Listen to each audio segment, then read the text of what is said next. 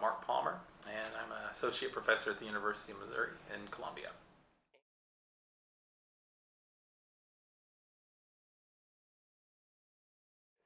Okay, the first one I'd talk about first would be Gawkey Creek.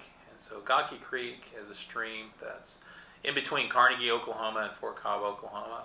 And we have an allotment and a house that is on the north side of Gawkey Creek. And that's the place that I learned to hunt and fish, and kind of became a geographer there, moving through the woods and through the creek bottoms. A lot of people don't know this, but Gawkey Creek is named after an old man named Gawkey, and the foundation is actually along the creek, way back in the woods. Okay.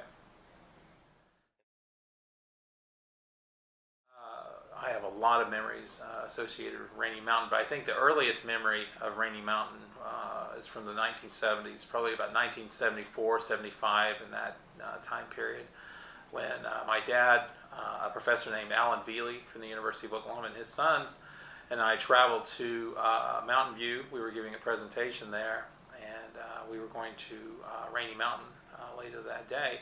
And I remember we were driving toward Rainy Mountain. I looked up in the sky and saw an eagle with a snake in his claws, which was really interesting. That memory is always in my mind.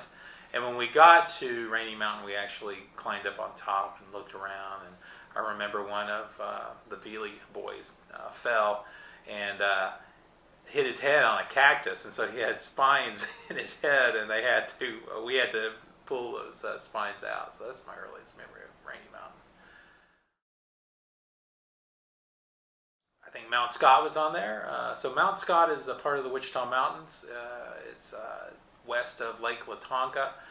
It looks like a big buffalo hump, and the Kiowas. There's a story about the buffaloes, the southern buffalo herd, escaping into Mount Scott for refuge. And interesting enough, the Wichita Wildlife Refuge pops up right around Mount Scott, and the last remnants of the southern buffalo herd, were relocated to the Wichita Mountains. So in reality, that prophecy about the buffaloes going into Mount Scott became true.